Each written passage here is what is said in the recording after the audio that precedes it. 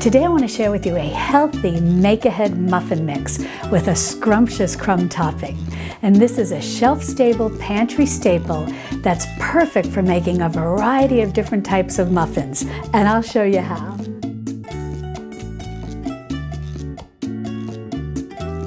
Hi sweet friends, I'm Mary and welcome to Mary's Nest, where I teach traditional cooking skills for making nutrient-dense foods like bone broth, ferment, sourdough, and more. So if you enjoy learning about those things, consider subscribing to my channel and don't forget to click on the little notification bell below. That'll let you know every time I upload a new video. Well, this is very easy to throw together, and all you're going to need is a quart-sized jar to store it in. Now, this amount is going to make 12 muffins, but you can easily double this if you want to put it in a half-gallon size jar, and then that would make 24 muffins. And when I say 12 muffins, I mean 12 regular-size muffins. If you have one of those, what I call Texas-sized muffin pans that make the real big muffins, then this amount of mixture will make 6 muffins. Now we'll go over all the ingredients, but be sure to check the description underneath this video. Just open the description and there'll be a link there that'll take you over to the recipe that you can read online or print out. And in that recipe, I will also have all the wet ingredients that you need to turn this make-ahead muffin mix into muffins. And I'll also list out a wide variety of muffins that you can make using this basic muffin mix, like pumpkin, banana, apple, blueberry, so on and so forth. Now, the first ingredient that you're going to need is 2½ cups of a whole grain flour. Now, I'm just using regular whole wheat flour that's very easy to find at the grocery store. Now, if you're farther along on your journey from a processed foods kitchen to a traditional foods kitchen, and you've already started incorporating some of the ancient grains into your baking, you can definitely use those here. You can use whole grain spelt flour, you can use whole grain einkorn flour. Any of those grains will work great in this recipe. And if you've already started incorporating sprouted flour into your baking, you can definitely use that here. And if that's something that interests you, I have a video where I show you how to sprout grain and make your own sprouted flour, and I'll be sure to put a link to that in the description below. Next, you're going to need a ½ cup of all-purpose flour. Now, don't feel bad about adding a little bit of all-purpose flour to this mix, because the reason is, if you're grinding your own grain and you can sift out a little bit of the bran and the germ, that's great. And then that's all you would need to do. But for many home cooks, you may not be grinding your own grain. But by adding a ½ cup of all-purpose flour to your whole grain flour, you mimic or basically imitate what you would have if you were grinding your own grain and able to sift out maybe about 1/4 of the bran and the germ. And that helps just make a lighter baked good. Now, this is something, I never want you to feel bad about doing this, because this is something that was very common, done even in the Middle Ages and before that, because bakers back then realized that if they just sifted out a little bit of the bran and the germ, they created a lighter bread or a lighter baked good. And so that's something that we simply want to copy to make something more palatable, more digestible, and just generally more enjoyable. Next, you're going to need 4 teaspoons of baking powder, a ½ teaspoon of baking soda, and a ½ teaspoon of salt. And I'm just using a fine ground sea salt, but use whatever you have. We're also going to need 1 cup of a whole sweetener, but we'll talk about that in a minute. The first thing that I want to do is blend all of these dry ingredients together. Now, I know that when you're giving this as a gift, it can be fun to put the different layers in the jar, and you can certainly do that, but I like to mix it very well and then put the whole mix into the jar. And the reason is, I always worry that if I give this to someone, as a gift, that they may dump it out of the jar and not whisk it together really well before adding their wet ingredients, and then their baked good may not come out very well. And I'm going to go ahead and sift in these dry ingredients just in case there are any lumps. Sometimes you can get a few lumps, especially with the baking soda. And we'll get that in, the salt. Got a little bit of baking powder left in there, baking soda. And now we'll go ahead and give this all a good whisk. And I'm just going to do this for probably at least 30 seconds. I want to make sure that everything's incorporated and I don't see any little bits of the white baking soda or the white baking powder not being blended in. Sometimes you can see little bits of it still in its whole form and not thoroughly mixed with the flour. And what happens is when you go to add in your wet ingredients, when you make this mix, you can get sometimes funny little pockets of air in your baked good.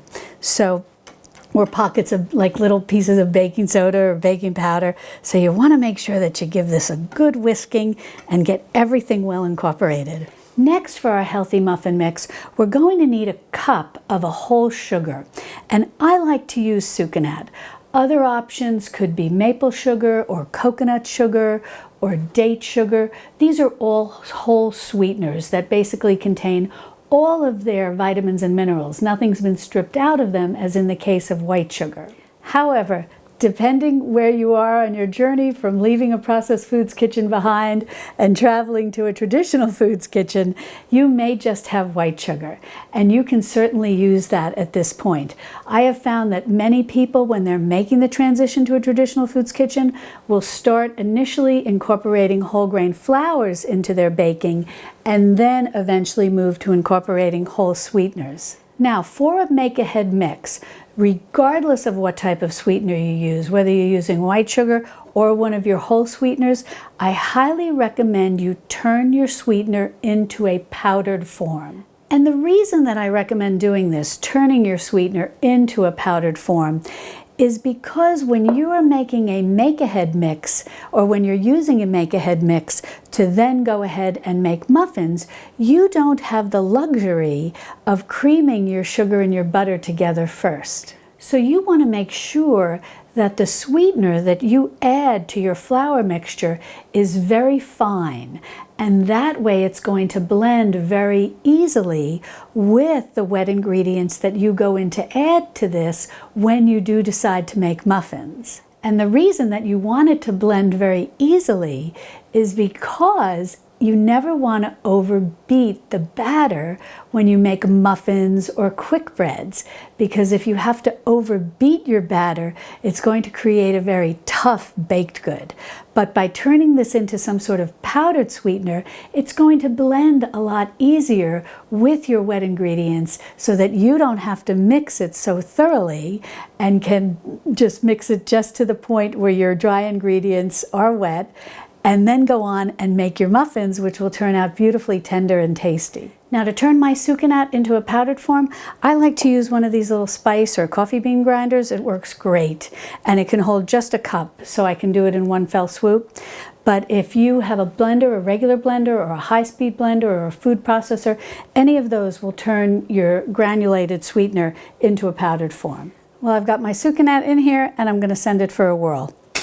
And after you grind up your Sucanat or whatever granular sweetener you're using, you'll see that it turns into a beautiful powder. So now we'll get ready to put this through the sifter. I'm still going to sift this into the flour just in case there are any little pieces that didn't get completely pulverized. Now I'm just going to shake this down in. Getting a little dust there.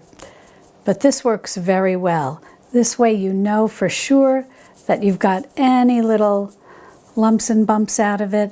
There are a few pieces in here that didn't get pulverized, so I'm not going to worry about that. I'm just going to set that aside. Now we're just going to take our whisk again and incorporate our powdered sweetener until it's thoroughly mixed in with the flour mixture. And I really like to be very thorough and make sure it's very well distributed throughout. So I'll probably do this about 30 seconds. Now I've got my quart-sized jar, and I'm going to use a funnel to make this job easier.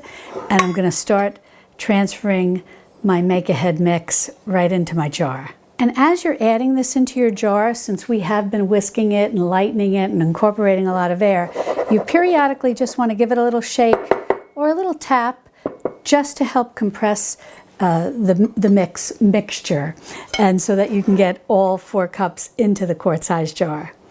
Because it's about 4 cups with the 3 cups of flour, the 1 cup of sweetener. We do have the other little tablespoons of the baking powder and baking soda, so on and so forth. But if you give this a shake and tap it down periodically, you should be able to get everything into the jar. And what's nice is it's going to be very tightly packed in there, which definitely helps extend the shelf life because you're keeping out a lot of oxygen. See, as I tap down this mixture, it starts to compress it, and now I have enough room in the jar to get in the rest of our mixture. Now, when you get all of your mixture in here, you're going to be very close to the rim, maybe about a ½ an inch away from the rim if you've been compacting this as you've been adding it into your jar. Now, if you've got a quart-sized jar that's just a recycle jar, you can just go ahead and use whatever lid that came with. If you're using a canning jar like I am, you have some choices. You can use the lid and the ring, or some people call this the band, and you can just put this onto your jar like that. And these often come with your jar, so you're all set. But if you want to use the white storage lids that are also made for canning jars, you can certainly use that, and that'll just screw right on. It makes it a little easier than using the lid and the ring. Now, if you also want to go one step further, Ball makes these new leak-proof and airtight lids, and I'm really liking these. And even during this time when there have been such a shortage of canning supplies, primarily the lids and the rings, and you want to preserve those, there's a big supply of these. At least at my grocery store, there were a lot of these on the shelf, and you can also look for these online. I'll put a link to these in the description below. But these are great because these are airtight. So they make a very good seal and will keep your make-ahead mix fresh. This should stay fresh in your pantry for about 6 months. Because we are using whole grain flours. You may see make-ahead mixes that are made with all-purpose flour that'll have about a year shelf life. But since we're using whole grain flour, this will have about a 6-month shelf life. And all the better with these nice airtight lids because you can really keep out the air, which is always air. Oxygen is the oxygen in the air is the enemy to whole grain flour, as is moisture. So you really want to keep these as dry and airtight as possible. Now, some of you have asked me, can you add an oxygen absorber to make-ahead mixes that have whole grain flours in them when you're storing them? And that's a great question, especially since oxygen is the enemy of whole grain flours. The only problem is that it's generally recommended not to use oxygen absorbers when you're using whole grain flours because they are considered more of an oily food, and oily foods are generally not to be stored using oxygen absorbers. Now, there are differences of opinion on this, so I highly recommend that you research this on the internet, but I tend to lean towards the organization that is considered a very authoritative source on this, which is the Latter-day Saints organization. It's a religious organization, but they're considered to be authorities on food storage, as is Utah State University Extension Service, and they generally recommend not to use oxygen absorbers when you're storing whole grain flours. But there are differences of opinions about this, so definitely research it and see what you're comfortable doing. But I've really become more comfortable not using oxygen absorbers when it comes to storing whole grain flours. Now, what about silica gel packs? That's another option that you can use because they're very good at absorbing moisture. So if you want, you could put a silica gel pack in with your whole grain flours or your whole grain or your make-ahead mixes that are made from whole grain flours, and that'll help keep out some of the moisture. Now this is all ready to store in your pantry for up to 6 months, and next time you're ready to make muffins, you can just dump your whole mix into your bowl, add your wet ingredients, and you're all set. And we're going to talk about how to go about adding the wet ingredients and the different varieties of muffins that you can make with this mix. But talking about the pantry, be sure to download my Traditional Foods Pantry List. It's 36 pages long and it's free, and it's wonderful if you're making the transition from a processed foods kitchen to a traditional foods kitchen and you want to know what foods that you should start incorporating into your pantry. And I use the term the Four Corners Pantry in the list because I use that sort of umbrella term to talk about your working pantry. That's your everyday pantry in your kitchen, your fridge, your freezer, and also your extended pantry, what we often sometimes call the prepper pantry, where we store our backup foods. And that can be very helpful to you if you're wondering, gee, what should I stop buying in terms of processed food, and what other foods can I substitute instead to start incorporating into my traditional foods kitchen. So I'll be sure to put a link to that in the description below where you can download it, and as I said, it's free, and I think you'll find it very valuable. But before we make the crumb topping, what I want to tell you about turning this into muffins is that you have the option to really make a wide variety of muffins. What you're going to do is you're going to be adding into this the basic ingredients like some milk and eggs, so on and so forth. And I'll have all of this written out for you in the printable recipe. But what you're going to also add is 1.5 cups of what we think of as mix-ins. So if you want to make a chocolate chip muffin, you'd add 1.5 cups of chocolate chips. If you wanted to make an apple spice muffin, you would add in maybe some apple pie spice or some cinnamon to your dry mix. And as I said, I'll have all these amounts and how to do this exactly in the printable recipe. But you could add in some, as I said, apple pie spice, and then 1.5 cups of chopped apples. You could add 1.5 cups of blueberries. You could make banana muffins. You could do banana nut muffins. You could do maybe 1 cup of mashed banana and 1/2 cup of chopped nuts. So there's a lot of different varieties of muffins that you can make. Now that we're in the fall, you could do pumpkin muffins. You could do pumpkin nut muffins, maybe 1 cup of pumpkin puree and 1/2 cup of chopped pecans. That would be lovely. Now for the make-ahead crumb topping, what you're going to need is 2 cups of a whole grain flour. I'm using whole wheat flour, just the regular whole wheat flour you can buy from the grocery store, but you can certainly use, as we did with the muffin mix, any whole grain flour that you like, the whole grain spelt or the whole grain einkorn, so on and so forth. So that's a great option if you've already transitioned to using the ancient grains. But if not, whole wheat flour from your grocery store is just fine. And as we discussed when we were putting together the muffin mix, you can also use a whole grain sprouted flour here as well. That's a wonderful option. Now to our crumb topping, I've also added 1/2 cup of all-purpose flour.